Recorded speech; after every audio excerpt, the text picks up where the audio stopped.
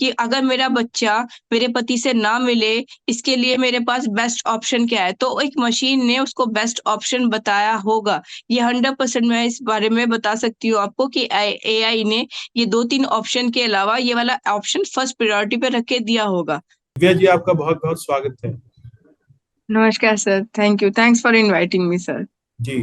तो सूचना सेट के बारे में तो जाहिर सी है आपको सब कुछ पता होगा। तो मेरा पहला जी, सवाल है कि वो एआई से जुड़ी है, तो क्या एआई ने सूचना सेट के दिमाग को, मस्तिष्क पे असर डाला है कि उन्होंने अपने छोटे से मासूम बेटे की हत्या कर दी? जी सर। सर एक्चुअली क्या होता है कि जो इन्फॉर्मेशन होती है वो दो-धारी तलवार की तरह होती है कि कभी हम इन्फॉर्मेशन को अच्छी तरीके से यूज़ करते हैं और कभी-कभार इन्फॉर्मेशन का हम गलत तरीके से यूज़ करते हैं। तो आर्टिफ़िशियल इंटेलिजेंस ये हमारी ज़िंदगी में जैसे होता है ना कि साइबर सिक्योरिटी और ये आर्टिफ़िशियल इंटेलिजेंस, सोशल मीडिया एक साथ आया जिसकी हमें प्रायर नॉलेज नहीं थी।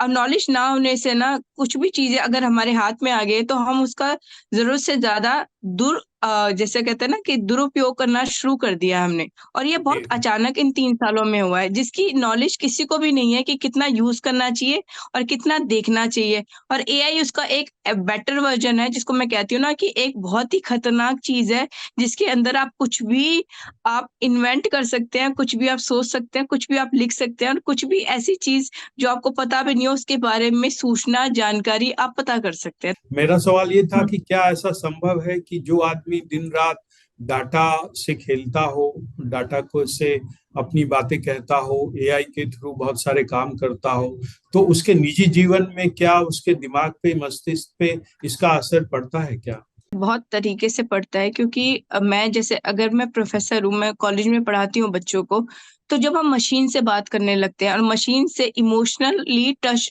जैसे कहते हैं ना इंटरकनेक्टेड हो जाते हैं, हमको लगता है कि मशीन ही हमको समझती है, तो हम ह्यूमन इमोशन नहीं समझ पाते। हम अपनी ना जैसे आपको अभी लगता नहीं कि समाज में कितना चेंज आया है कि लोग ना सोशल मीडिया पे ज़्यादा एक्टिव हैं। आपस में बात करना नहीं पसंद कर रहे। तो यही एआई का एक जैसे कहते हैं ना एक बुरा प्रभाव हमारी ज़िंदगी में पड़ता जा रहा है जिसके अंदर से हम चीज़ों पे धीरे-धीरे हमारी ज़िंदगी से सेंसिटिविटी खत्म होती जा रही है। मतलब मैं ये समझने की कोशिश कर रहा हूँ कि क्या एआई का प्रभाव मस्तिष्क पे इस कदर हो सकता है क्या? एक सिंपल थॉट हमारी ज़िंदगी में हमारे दिमाग में आया और हमने उसको सोचना शुरू करा और सोचना शुरू करा कि उसके लिए हम क्या-क्या कर सकते हैं। क्योंकि नेगेटिव और पॉज़िटिव दोनों थॉट हमारे दिमाग में आते हैं, हर एक टाइम पे हर एक इंसान के दिमाग में आते हैं। तो उस चीज़ के लिए अगर नेगेटिव थॉट का करने का तरीका हमें पता चल जाए और वो उसके लिए एआई हमेशा उसकी हेल्प करेगी क्योंकि एआई से आप पूछ सकते हैं कि अगर मैं ये करूँ तो किस तरीके से मुझे करना होगा। एआई आपको प्रोसीजर बता देता है उसका। क्योंकि वो तो रोबोटिक है ना, उसके पास तो ह्यूमन इमोशन है नहीं। तो ये बात करने के लिए उसे किसी दूसरे इंसान की ज़रूरत नहीं है, जो उसको बताए कि गलत है या सही है। वो इसका प्रोसीजर उसको दे देगा बनाकर कि आप अगर किसी के साथ गलत करना चाहते हैं या अपने बच्चे के बारे में आपके दिमाग में ये चीज़ चल रही है या कि आपके हस्बैंड के बारे में आपके दिमाग में ये चीज़ चल रही है, तो उसका प्रोसीजर क्या होगा? कौन-सा बेस्ट ऑप्शन है उसके लिए? कि अगर मेरा बच्चा मेरे पति से ना मिले, इसके लिए मेरे पास बेस्ट ऑप्शन क्या है? तो एक मशीन ने उसको बेस्ट ऑप्शन बताया होगा। ये 100% मैं इस बारे में बता सकती हूँ आपको कि एआई ने ये 2-3 ऑप्शन के अलावा ये वाला ऑप्शन फर्स्ट प्रायोरिटी पे रख के दिया होगा। क्योंकि वो ह्यूमन नहीं है ना सर, यही तो प्रॉब्लम है ना कि वो ह्यूमन नहीं है। वो नहीं समझता कि वो सही है या गलत है, वो ये बताएगा कि ये इस सिचुएशन पे ये बेस्ट ऑप्शन है आपके लिए। तो कहाँ पे आदमी बैलेंस करे डाटा को, इमोशंस को? ये तो हमें अब सीखना पड़ेगा ना क्योंकि हम लोग ना सीख नहीं पा रहे हैं क्योंकि इन्फॉर्मेशन एक साथ ही बहुत सारी हमारे साथ आ चुकी है। तो हमें शायद जैसे आपस में बात करना हम लोगों ने कब आपस में बात करी? हम मशीनों से बात कर रहे हैं। हम सोशल मीडिया पे अपनी ना जैसे होता है ना लाइक और डिसलाइक और नंबर ऑफ इन्फ्लुएंसर और वायरल चीज़ों के ऊपर फँसते चले जा रहे हैं।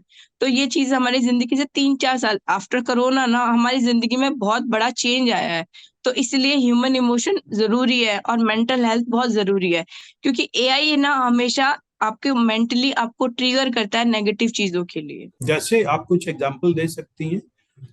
जैसे सुसाइडल केस है सर, डिप्रेशन है, रात को नींद नहीं आ रही है, तो कौन सी चीज हम करें कि हमें नींद आ जाए, या कौन सी चीज करें इस चीज को खत्म करने के लिए।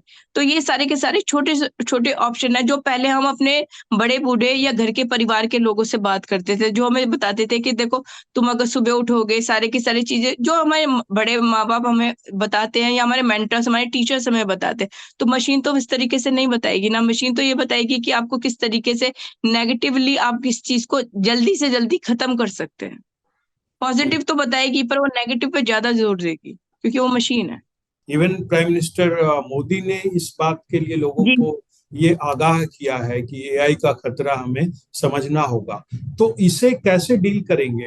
मुझे लगता है कि एक कोर्स हमें अब डिजाइन करना पड़ेगा, how to be happy and how to be organised, कि कितना टाइम हम अपने ऊपर लगाएं जिसमें फिजिकल एक्टिविटीज हमारी हो, मेंटल एक्टिविटीज हमारी हो, योगा हमारे साथ हो, और किस तरीके से हम अपने रिचुअल का ध्यान रखें। जैसे मोदी जी का भी कहना है कि रिचुअल्स बहुत इंपॉर्टेंट है और हमारी जिंदगी में वो सच में बहुत इंपॉर्टेंट है, कि अगर हम इनको अपनी जिंदगी से हटा देंगे, हम एक मशीन का सहारा लेके रखेंगे ना, तो हम कहीं ना कहीं ह्यूमन नहीं रहेंगे, हम तो फिर मशीन बन जाएंगे ना, और मशीन के पास तो कोई दर्द भी नहीं होता। ठीक है डॉक्टर दिव्या तंवर, आपका बहुत बहुत धन्यवाद। Thank you very thank much. You sir, thank you sir, thank you sir, thank you. ये थी डॉक्टर दिव्या तंवर।